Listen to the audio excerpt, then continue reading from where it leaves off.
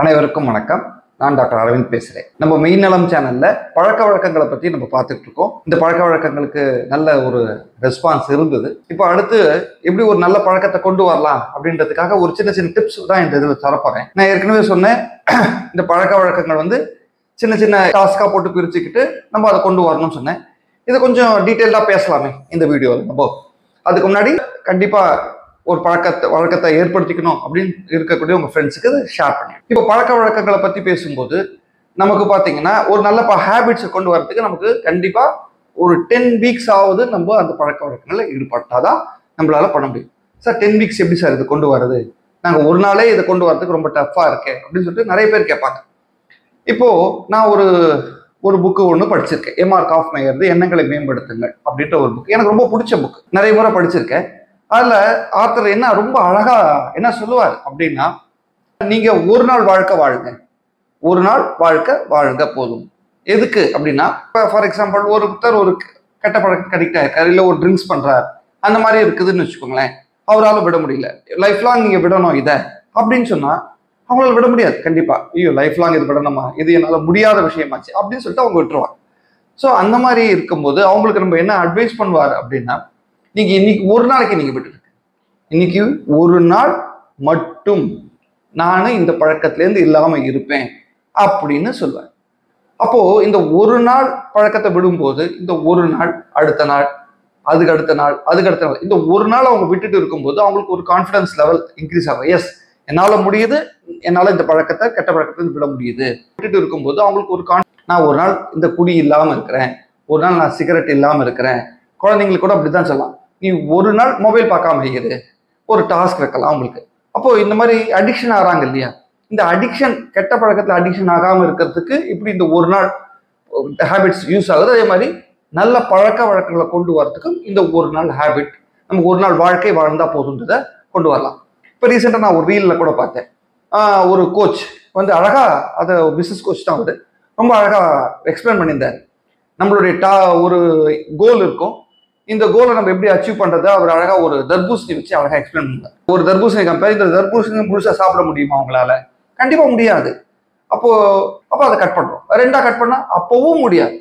அப்போ அது ஸ்லைஸா கட் பண்றோம், ஸ்லைஸா கட் பண்ணா சாப்பிட முடியும், ஆனா மேல சிந்தும், ஒரே முதுகெல்லாம் கரையாயிடும், ஷர்ட்லாம் கரையாடும்.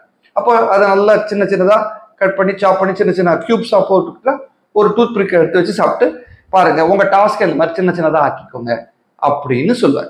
இது எவ்வளோ பெரிய ஒரு விஷயத்த ரொம்ப சிம்பிளா ஒரு தர்பூசணி வச்சு அவர் எக்ஸ்பிளைன் பண்ணுவார்.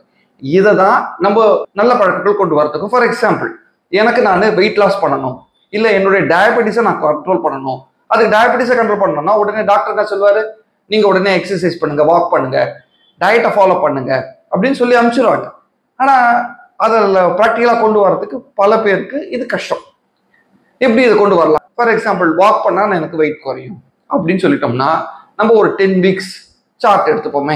ஃபார் எக்ஸாம்பிள், ஒரு கற்பனையில் ஒரு இது பாருங்களேன், ஒரு காலம் எடுத்துட்டோம். மேல் லைன்ல week 1, week 2, week 3, week 4, week 5, week 6 அப்படின்னு சொல்லிட்டு ஒரு 10 வாரத்துக்கு நம்ம மேலே போட்டுக்கணும். கீழே டே 1 திங்கள், செவ்வாய், புதன், வியாழன், வெள்ளி, சனி, ஞாயிறு அப்படின்னு சொல்லிட்டு எழுதிக்கணும்.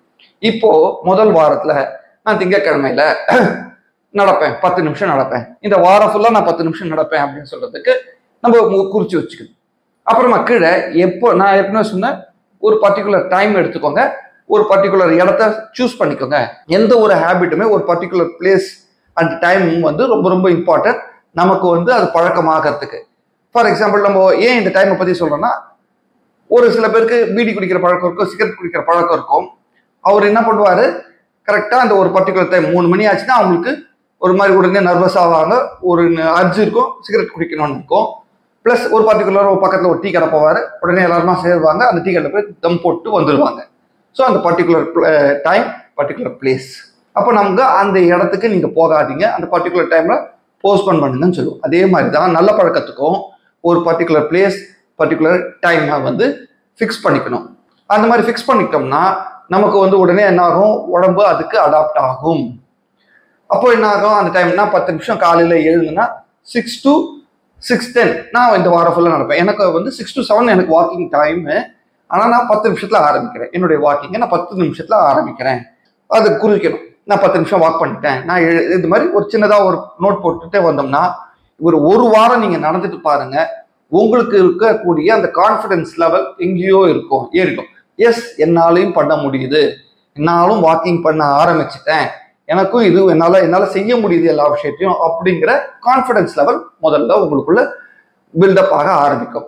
அப்புறமா அதை 10 நிமிஷம், இன்னொரு ஒரு 10 நிமிஷம் ஸ்லோவாக இன்க்ரீஸ் பண்ணுங்க, இன்னொரு ஒரு 10 நிமிஷம். இந்த வாரம் second week 20 minutes, third week 40 minutes, 30 minutes, 40 minutes, 50, 60, 1 hour walking பண்ற பிறகு ஸ்பீட் இன்க்ரீஸ் பண்றது, அந்த மாதிரியான விஷயங்களை கிராஜுவலா இன்க்ரீஸ் பண்ணி 10 வாரம் நீங்க தொடர்ந்து நடந்துட்டீங்கன்னா அப்புறமா இந்த நடக்கிற பழக்கத்திலேருந்து உங்களை யாராலையும் மாற்ற முடியாது.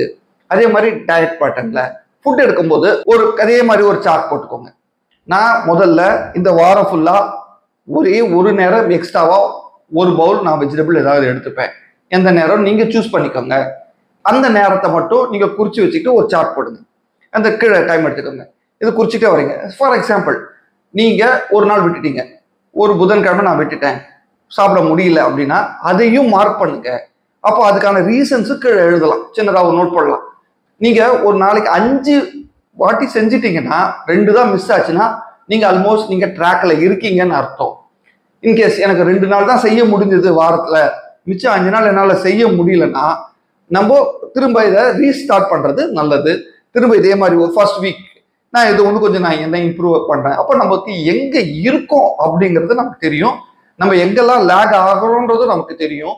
அப்போ நம்ம கரெக்டா திரும்ப அதை ரெக்டிஃபை பண்ணிட்டு கொண்டு போகிறதுக்கு ரொம்ப யூஸ்ஃபுல்லா இருக்கும். முதல்ல எழுதிடுங்க, ஒரு நோட் போட்டு எழுதிட்டு நம்மளுடைய கோல், ஒரு நோட் புக் மேல ஒரு கோல், என்னுடைய வெயிட் லாஸ் பண்ணணும், என்னுடைய சுகர்ஸை கண்ட்ரோல் பண்ணணும் அப்படின்னு சொல்லிட்டு. அதே மாதிரி படிக்கிற ஹேபிட் பசங்களுக்கு முக்கியமா சொல்லணும். மொபைல்ஸ் பார்த்துட்டு இருப்பாங்க குழந்தைங்க, படிக்கிறதுல ஃபோக்கஸ் இல்லாமல் இருக்கும். அப்போ அவங்களுக்கு ஒரு டாஸ்க் வைக்கணும்.